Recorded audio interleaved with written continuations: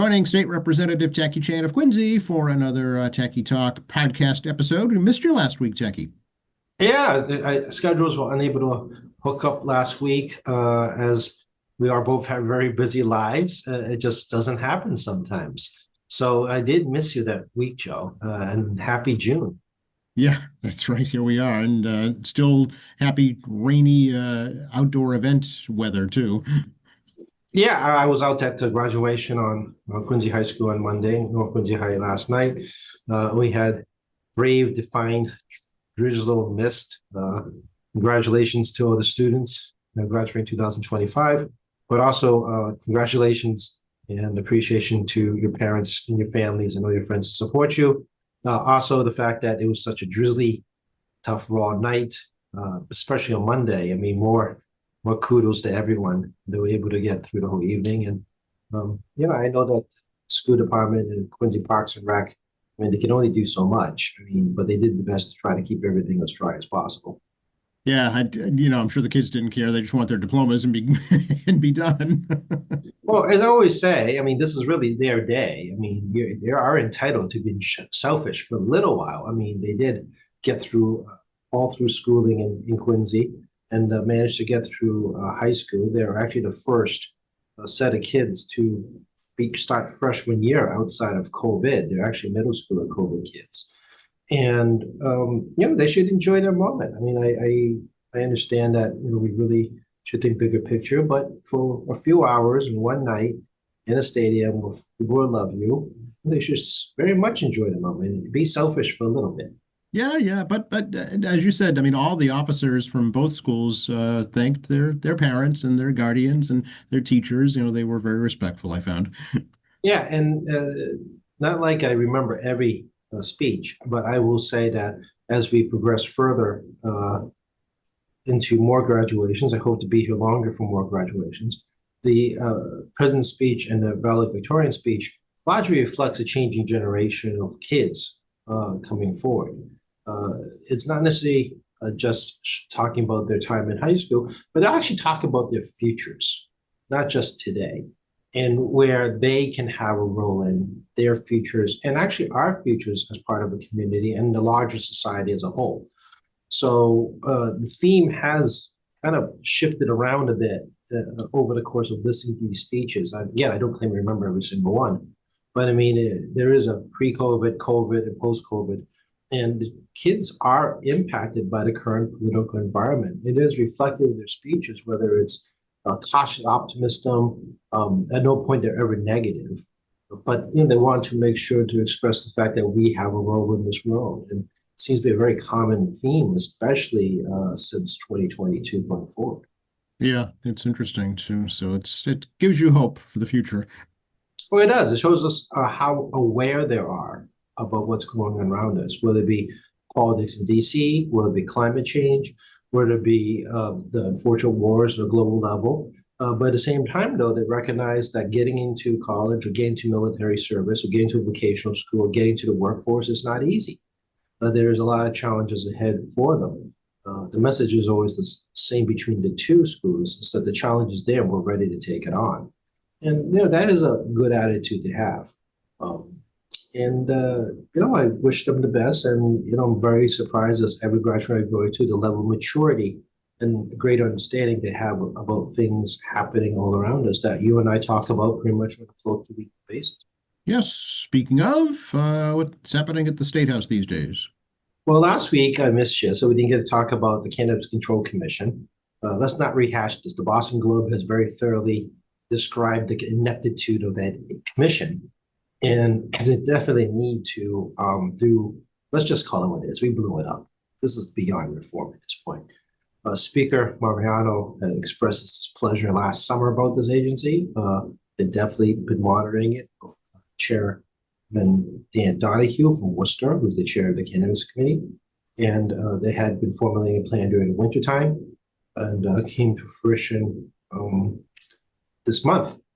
And I won't bore you with the intricacies of how rules are functioning, but we had a bill out of cannabis, we'll just leave it at that, and proceeded to debate it last week.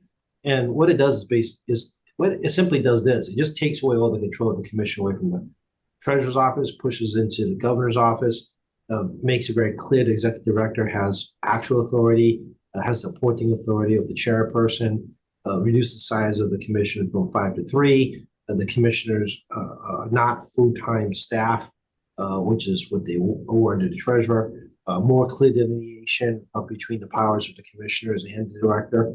The director is no longer elected by the commission, which in itself is kind of crazy. You think about it. And also at the same time, trying to address our enforcement issues. We've been seeing an increase of these THC drinks to direct to sale and also in convenience stores. You may not be aware that the last cycle, big surprise, I was a little surprised by this, but the Senate, under Mitch McConnell's amendment, actually included a farm bill to allow THC drinks that belong to a very specific particulate level. The problem is that understanding these levels is not exactly easy, as I discovered, because it changes based on processing product and THC. It's very chemically involved, which I'm not going to pretend I understand my chemistry, but it's not as straightforward as people think it is. So one of the concerns we have is that, unlike alcohol, where you have the backstop with the AFT, alcohol, firearms, tobacco, because you can't move alcohol out of a facility or a federal excise stamp. So safety is assured at that stage. THC drinks actually have no federal review. They're basically a type of supplement product that you find in your convenience stores. So we do two things here. One, we share control of wholesale distribution with the ABCC to ensure that registered licensed products are moving around the state. And we were going to give DPH the ability to reveal chemically what is in our drinks, not just the THC, but what is in the drink, period, to determine its safety and whether that actually meets that federal farm standard. Right now, the entire industry is self-recognizant. Sounds similar to what we had regarding vapes. And you just got to rely on their word. There is zero government review. There's zero third-party review. There's zero you review, unless you got to go take your own drink to a lab. So this is one of those buy everywhere situations that we need to get some arms around. What the Senate's going to do, I can't speak.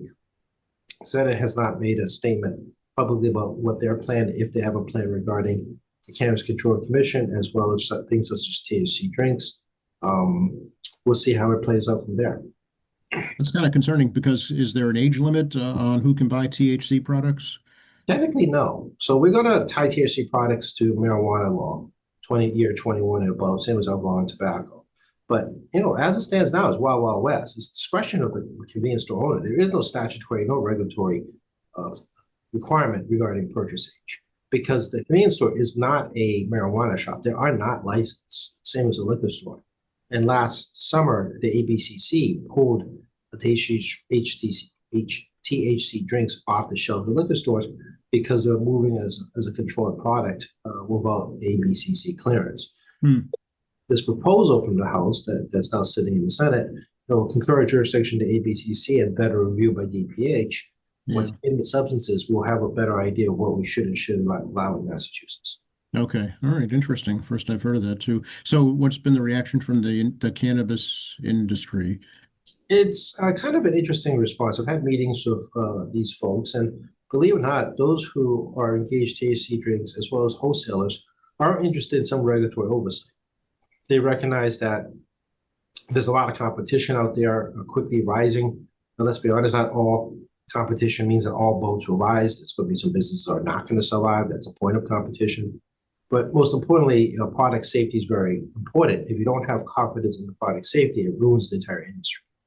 And all it takes is one incident to cause all kinds of problems. It's like when an E. coli event happens in a fast food chain.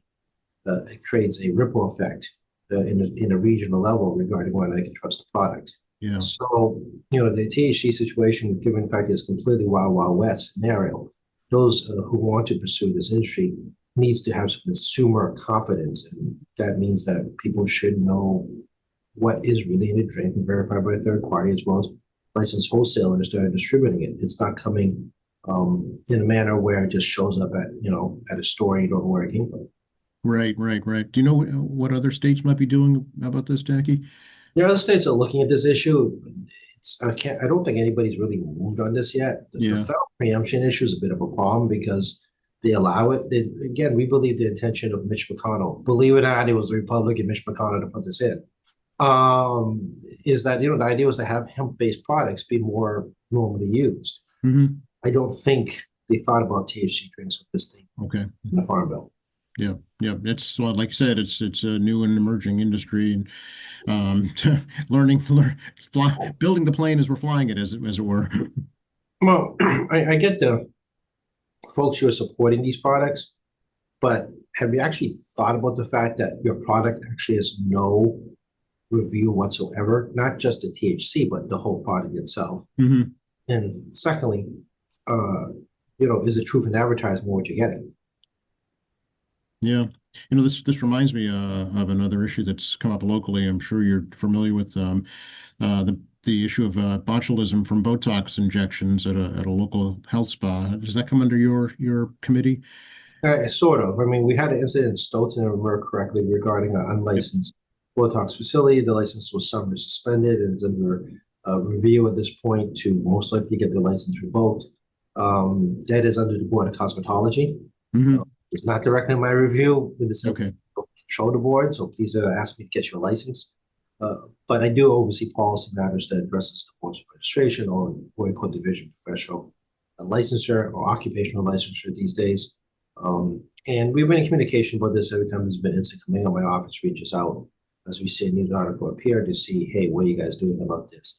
So in terms of regulatory oversight, if you're a licensed cosmetology, which is where this product is pretty much used, you're going to have license suspended or revoked, or for summary suspension when the sign of your danger. If you're unlicensed and you're caught, the Division of Occupational Licensures relevant board Hmm. can investigate you and refer you to the Attorney General for potential civil or criminal offenses.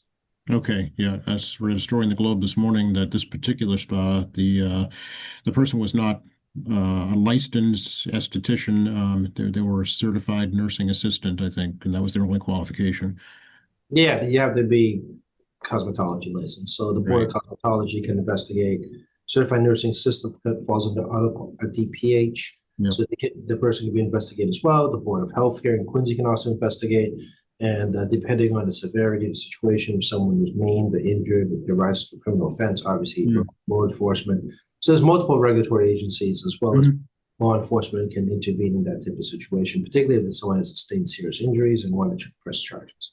Yeah, this particular spa is in Milton, but again, it's a good reminder for folks who use that service to check their qualifications. If you're asked to see the license, they have to show their license. Obviously, check the date on the license is the most important thing. But also at the same time, though, I mean, they have to post the health board up, and if you're very concerned about a facility, obviously you can contact the Department of Occupational Licensure, or just contact the board directly on the website. The website's going into a monster overhaul because it's so customer friendly Hmm. uh, that they're doing the process of a monster overhaul. But don't be afraid to reach out to your board of public health locally. Hey, I don't think this is clean. I'm very concerned about this. Yep, absolutely. So we're still in budget mode, I guess, at the State House. Yeah, we're in conference committee. We have on the big budget, there's a supplemental budget as the mayor's tax. It's also sitting in conference committee. We moved some smaller items. The governor ran out of money, literally, on certain smaller line items relative to early education, which we moved quickly onto our desk. And then we have the GIC situation, Group Insurance Commission for Public Employees, where point 24, which is usually Harvard Vanguard or Harvard Pilgrim. But, I've used it forever. I still could just Harvard Insurance. We're short.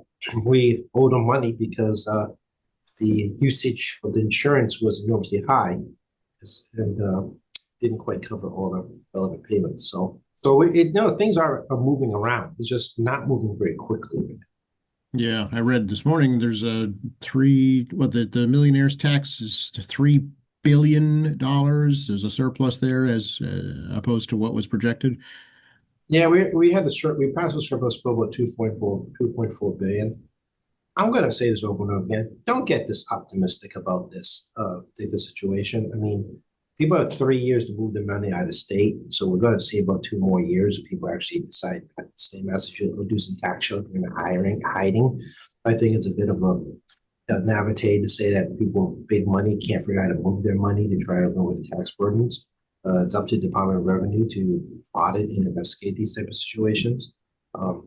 And people shouldn't count this one instance as like the norm. So obviously, we're going to enjoy the opportunity to backfill a lot of federal service cuts that already started in education. Then we're going to probably plan for more coming in the fall. So I suppose any surplus funding is welcome for now. But as I told some advocates before, we can band-aid stuff. I mean, rainy day fund is not constantly replenishing. The idea is it takes a decade plus to get to $8 But, once we start band-aiding, it isn't like it replenishes at the rate of the band-aid we put on. Being very conservative, Tacky, about this.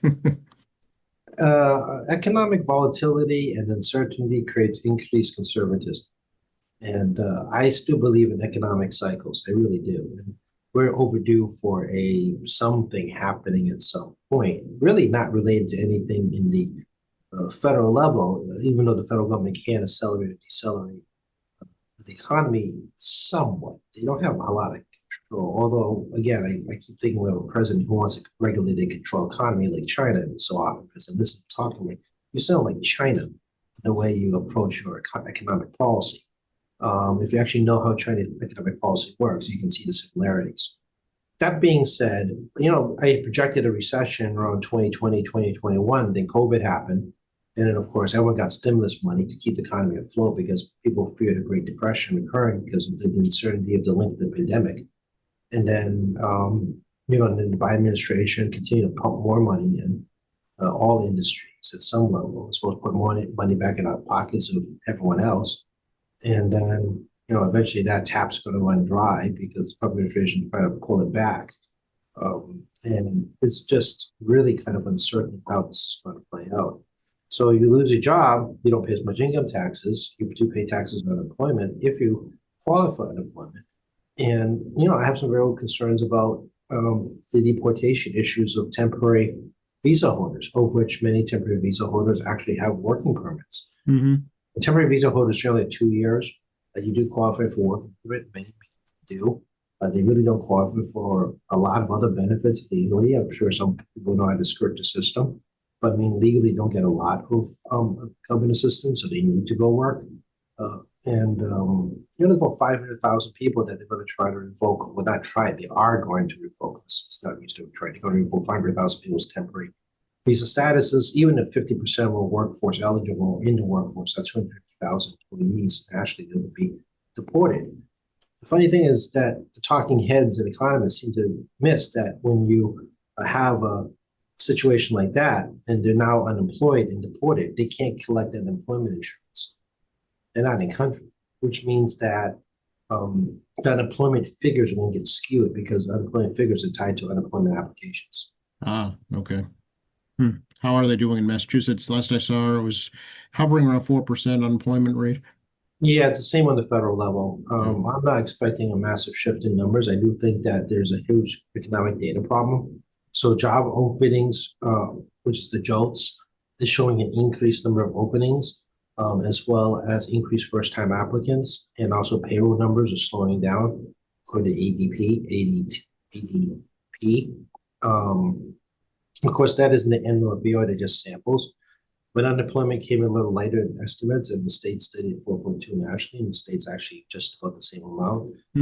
Indication there's a disconnect here, but the fact that there's more job openings, but employment isn't going up, and we have increased number of applications. People are staying on unemployment longer.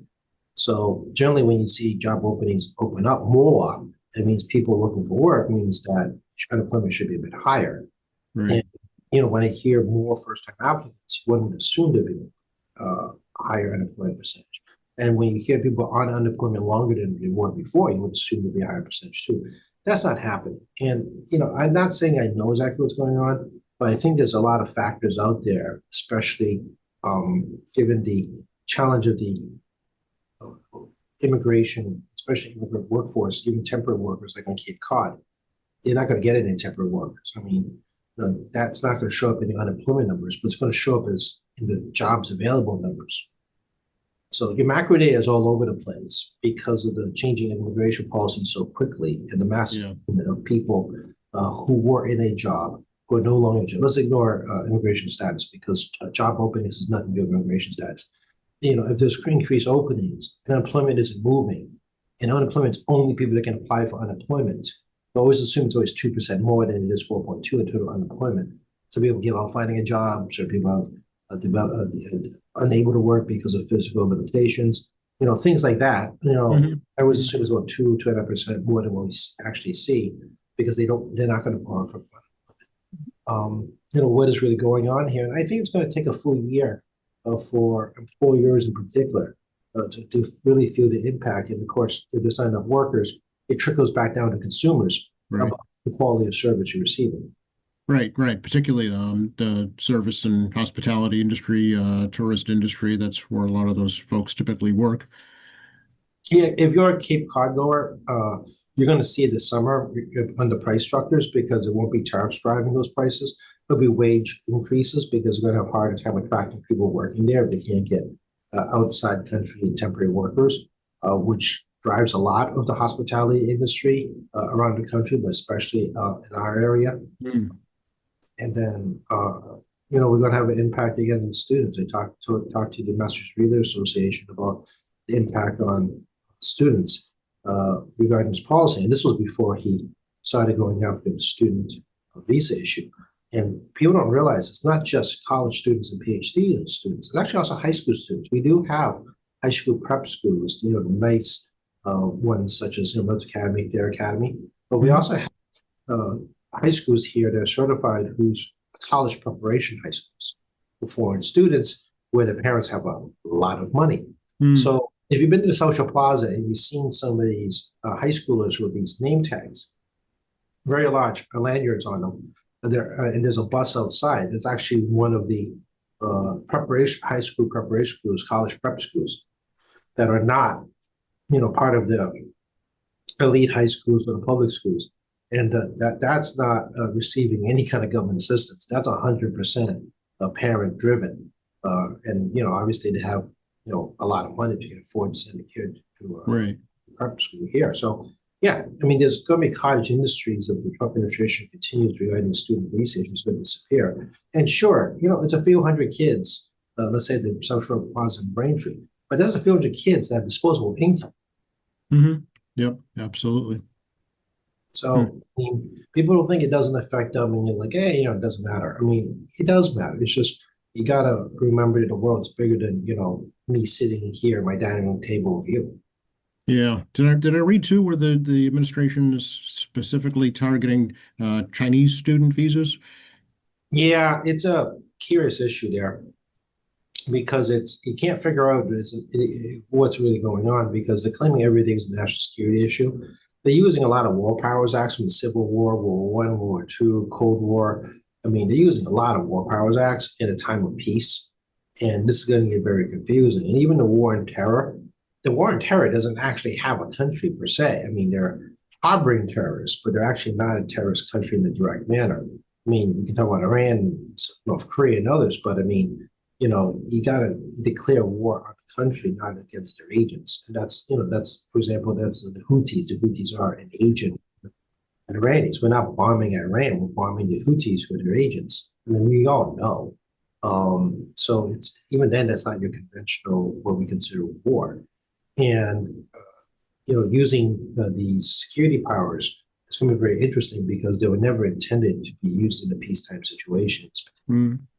So the visa issues, again, coming under national security, with no evidence per se of national security. If you know your Cold War history, higher education was a way of a lot of communication between adversarial governments, but also, spies, that and, businesses, right? Both of them had spies on both sides during the Cold War. And I do know there are indeed true that there is corporate espionage equivalency, in higher education, among many countries, especially China. But they're not pointing to an actual national security problem to back up their evidence. And this is where it gets kind of itchy on the matter because, remember the drama of Colin Powell before the United Nations for the reason to invade Iraq, which turned to be completely fictional by the Bush administration because Rumsfeld wanted to go in because he wanted to finish the job from George H. Bush's term because they stopped short of taking out Saddam, which of course created a whole set of new problems as a result of us being in Iraq for like 20 years. This is kind of that situation, but they're not even faking facts. They're just doing stuff under the guise. Hmm. The courts are probably going to allow some of that because I think there's sufficient flexibility under law. I think the courts may not allow some of that too. I think it's kind of a jump ball based on facts and circumstances. And again, I'm a legislative guy. I don't believe in advocating legislative power. And until Congress wakes up and realize that they just gave away the store and they basically neutered it as a body and as individual legislators, they're not inclined to take any action. Yeah, yeah, it's such an interesting scenario to watch play out at this particular time in our lives, you know. Well, I think it's incredible they're able to utilize the law to the maximum interpretation. Again, an executive authority has always been challenging legislative authority. That is not new. The history of the country has gone on like that forever. And whether presidents are able to properly interpret the law. For example, the elimination of pennies is kind of an example of that. In the penny issue, instructs the executive branch to reduce coinage as needed. So the president determined that there is no need for pennies, hence pennies have stopped. There is no minimum number of pennies to be printed. There's no minimum number of dollar of pennies to be printed. The Congress decided to not take that level of micromanagement, punt it. So in theory, the president could declare zero need for coinage and eliminate all the coinage at some point. Interesting. Hadn't thought of that. Yeah, again, it's Congress, and I'm also a legislator too. I mean, I do a lot of regulatory stuff. Whenever you're either adjusting regulation, updating of powers or whatnot, you want sufficient flexibility for regulatory agencies, executive branch folks to execute what you need. But I've always decided that you need to at least put sufficient guidelines so you understand the intent of the legislation. Yeah. And so, for example, X commission may do or shall do. The X commission shall do A, B, C, D, E.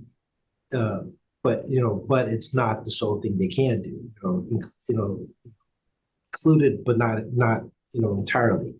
So, we always write different kinds of language to ensure that, we hit, all these A, B, C, D, E, F, G, but also enough flexibility that you shall accomplish the enabling statute, which is generally section 1 or 2 of a bill that says, I need you to do the following. This is your goal. Hence, the Cannabis Control Commission didn't apparently do any of that. Hence, we blew them up. So the legislature give, the legislature take away. And we are rule of law people. And how Washington, D.C. responds to that? No, I've never seen this before, and I'm not, that old, but, as you guys know, I am a student of politics. Even though I don't have a PhD, I do like to, watch. I mean, the Korean elections, I'm still trying to sort out what happened too. I mean, that was entertaining. It's, the country's 250 years old, but it's still a work in progress. Oh, well, when the oldest running democracies in the world, I mean, I just mentioned South Korea. They didn't have a real functional democracy until the late 80s, early 90s. And their democracy is in crisis too. You think we got problems. They're a deeply divided nation, not just divided by political philosophy. You can call it right, left, or sideways. I don't care. Very divided political philosophies that people are locked in on. And over there's also regional political philosophy differentials. Just like in this country, they're not a monolith. And certain geographic regions have a very different approach than others. And the government investment in different regions creates people's response about how they feel about the government. So obviously, the government made a major investment in economic development. They tend to lead towards the party that provided that benefit. Those that did not receive said benefit just lead to the opposition party. And they talked a few times earlier on our podcast about how incumbent parties able to withstand challenges this year 2025 so far. However, given the unique situation of the ruling party's impeachment of the president upheld by the Supreme Court, it's a really funky process over there where there's like so many layers to impeach a president. And not surprisingly, the opposition party won the presidency and they also control the parliament currently. And this president is kind of interesting because President Lee, in this technically his third run, he lost the primary equivalent of what we call primary, and then he lost to Yoon by less than 1%. And then now he's won in a 5-way race in a snap election, with almost 9% of the vote, while not cracking 50%. It was like 49.3, really close. But he also was an assassination attempt last year where somebody stabbed him in the neck. So as much as politics here is rough and tumble, this guy's a mayor of a major city, running for president, ran for president twice, lost, and was stabbed in the neck last year Yeah. Yeah. before he got his president run. Going around. Yeah, I mean, it's not screwing around. I mean, a former Prime Minister Abe was shot with a makeshift weapon. It was a makeshift firearm. A Colombian senator was shot as well. Is seemingly on the mend in Colombia. Mexico has had, I think, close to 50 sitting elected officials or candidates for office killed in 2024. Oh yeah, I mean, as much as things are crazy here. Other places they're straight up murdering candidates and sitting officials. Yeah, well, there was an attempt on Donald Trump's life, for sure. So there's that too. There is that. But I mean, it's a complete, filter down to the lower levels in these other countries. And, Korea is a first world country. It's not like a banana republic. But I mean, the fact there is violence going on against the electeds, widespread, it seems. It creates a whole new idea of what public service is about. Different topic altogether. Techie National Grid's in trouble again. It's switching people to paperless billing without telling them. Yeah, National Grid has been a problem company since I worked in the AG's office, well past 15 years ago now, where the British still own it, and as a result, it's not a domestic company. I mean, I won't name names, but certain folks, wrote my essays about Mass Electric. Mass Electric is dead. And the when it was domestically owned, had better response. Now that it's a foreign-owned company, it is increasingly difficult for us to get their hands around it. We need them to be sold back into the United States. And this is a British company, not like a Chinese company. It's a British company. So they also operate a whole differently in Britain, where they almost have no regulatory oversight, and they control a lot of generation, including renewable power, to charge customers anything they want. Here, at least, there's some guideposts going on, and we are deregulated in Massachusetts, so National Grid can't charge you electrical charge unless you're on electrical generation, unless you're on your default/basic service. So I'm not surprised. I mean, they're doing massive cost cutting, and they attempt to do cost cutting increases their return on investment. And unfortunately, the British's goal is to milk as much money as they can out of this company. Interesting. Okay.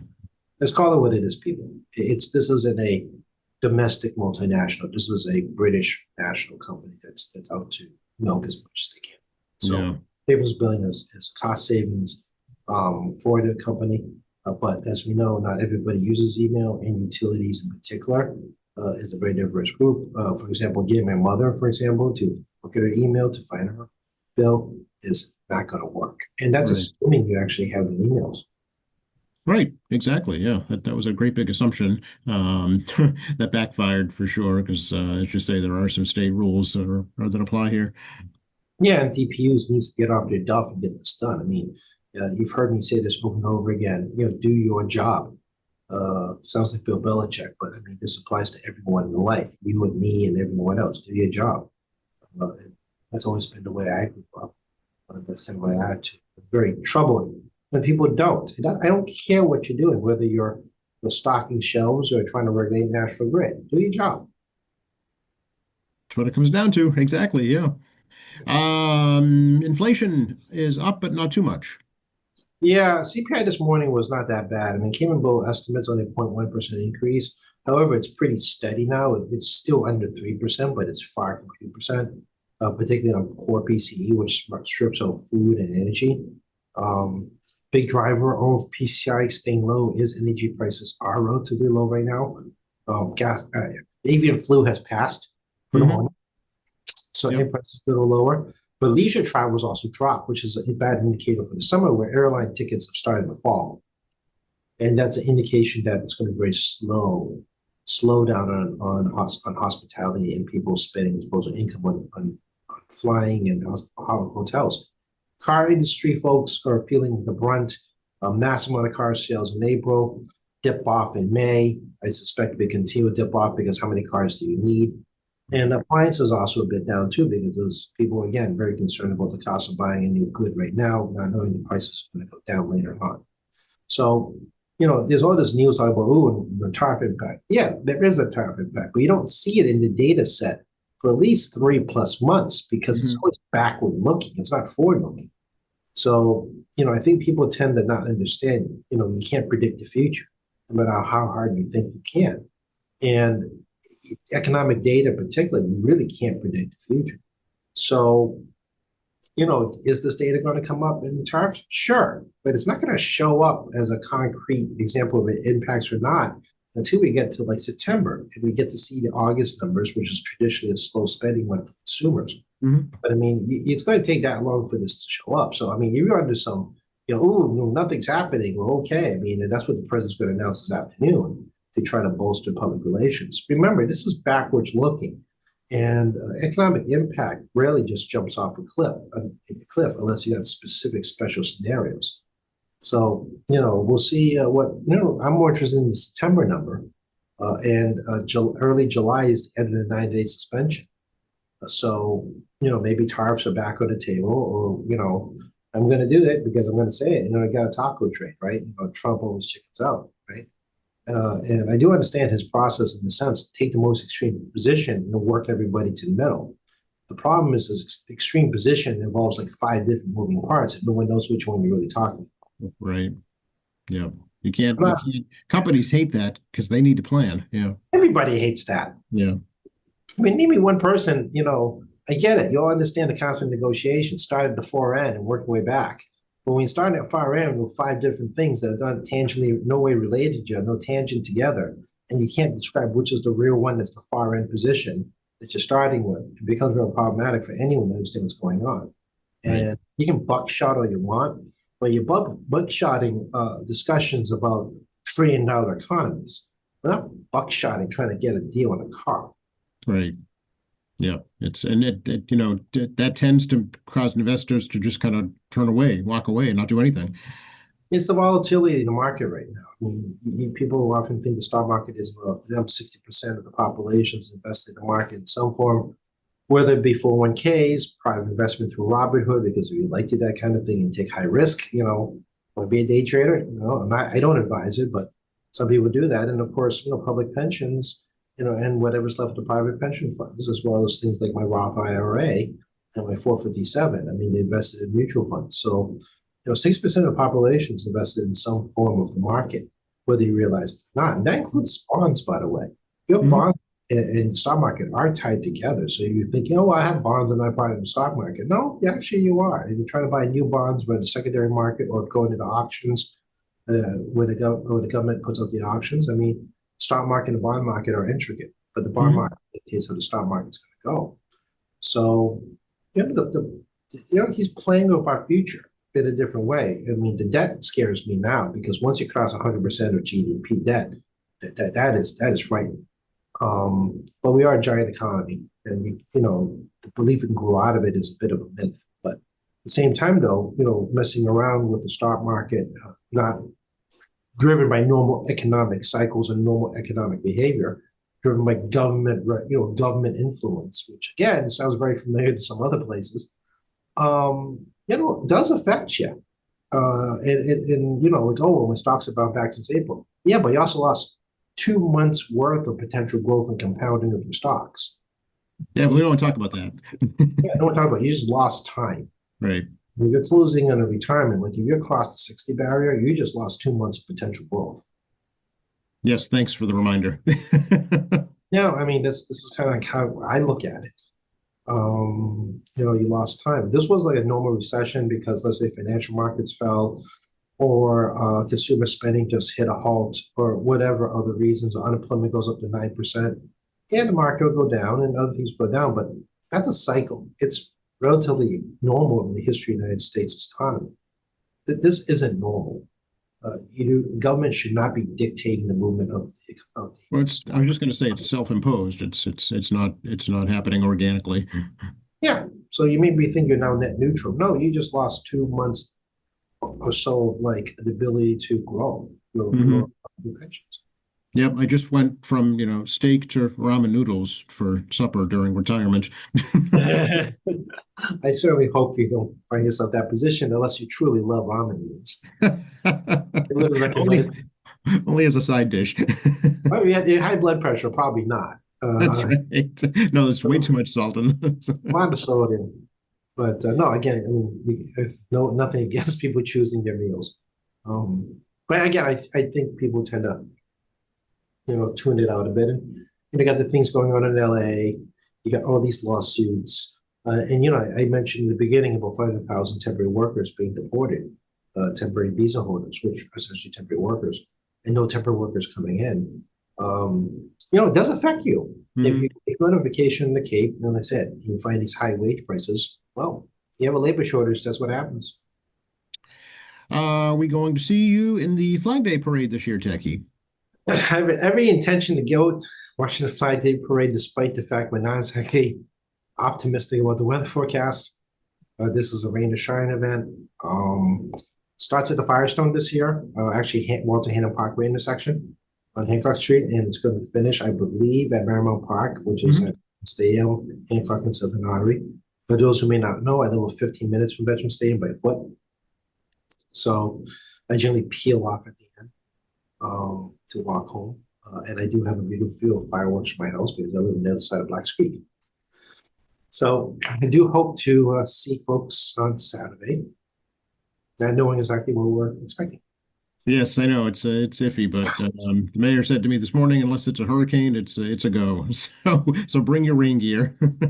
Yeah, I'll have my raincoat, my cowboy fedora, leather rain resistant hat, and my umbrella, and probably not be wearing my good shoes. I'm most likely be wearing my black sneakers because I rather ruin those than ruin my good shoes.